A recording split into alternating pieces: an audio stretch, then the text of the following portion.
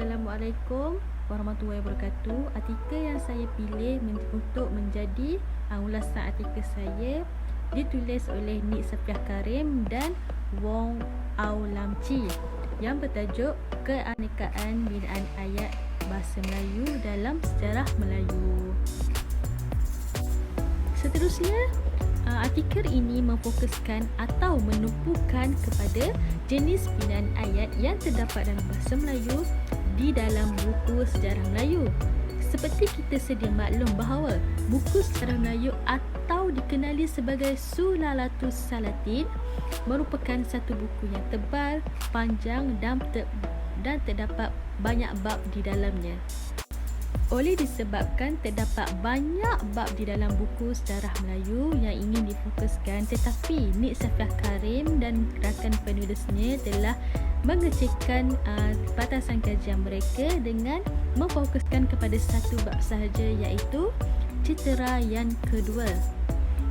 Seterusnya, jurnal ini telah dibahagikan kepada dua bahagian, iaitu yang pertama, bahagian ini telah menceritakan atau menghuraikan tentang jenis binaan ayat yang terdapat dalam bahasa Melayu, dan bahagian yang kedua pula menceritakan secara terperinci tentang binaan ayat yang terdapat dalam bahasa Melayu di dalam bab yang difokuskan oleh Nik Safiah Karim dan rakannya, iaitu bab Cetera yang kedua dalam buku sejarah Melayu. Suratan literatur atau kajian lepas pernah dilakukan, tetapi kebanyakannya memfokuskan kepada sudut sejarah dan banyak lagi. Seterusnya kita pergi kepada bahagian pertama yang ditulis dan dihuraikan oleh Nik Safiah Karim dan rakan penulisnya di dalam artikel ini, yang dirujuk daripada buku Tata Bahasa Dewan yang ditulis juga oleh Nik Safiah Karim, iaitu 6 jenis binaan ayat yang terdapat dalam bahasa Melayu, termasuklah ayat pasif, ayat aktif, ayat tunggal, susunan ayat biasa, susunan ayat songsang dan juga ayat majmuk yang terbahagi kepada 3 jenis ayat majmuk. Menurut Nik Safiah Karim 2008, ayat merupakan unit pengucapan yang paling tinggi letaknya dalam tata bahasa dan mempunyai maksud yang lengkap, serta pengucapannya dimulai dengan kesenapan dan diakhiri dengan kesenapan. Pada bahagian pertama artikel ini, penulis menghuraikan tentang maksud ayat tunggal dan contoh ayat.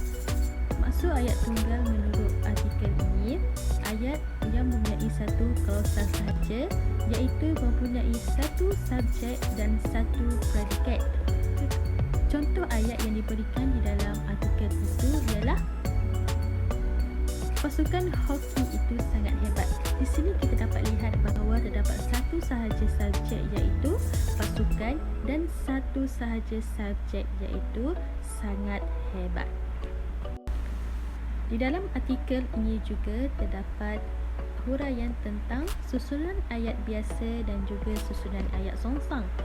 Susunan ayat biasa ini merupakan satu ayat yang dimulai dengan subjek dan diakhiri dengan predikat, manakala bagi susunan ayat songsang dimulai dengan predikat dan diakhiri dengan subjek.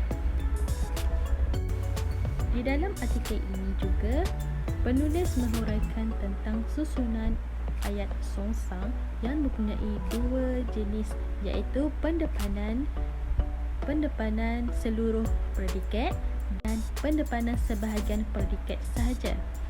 Selain itu juga, penulis telah menghuraikan tentang ayat aktif, ayat pasif dan juga ayat majmuk.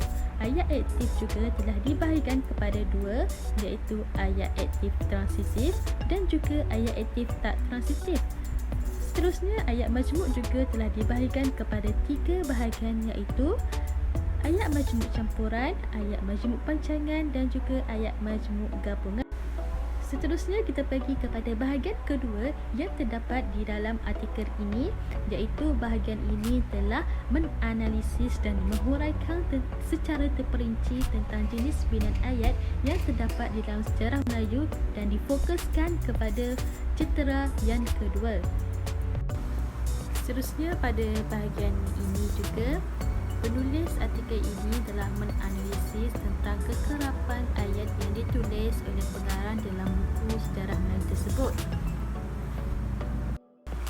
Kesimpulan daripada artikel ini, dalam penulisan ulasan artikel ini merupakan satu artikel yang baik dan mudah untuk difahami kerana corak penulisan yang dibuat oleh mereka sangatlah teratur dan mudah untuk difahami, dan seterusnya dapat menambahkan ilmu pengetahuan kami sebagai pembaca, dan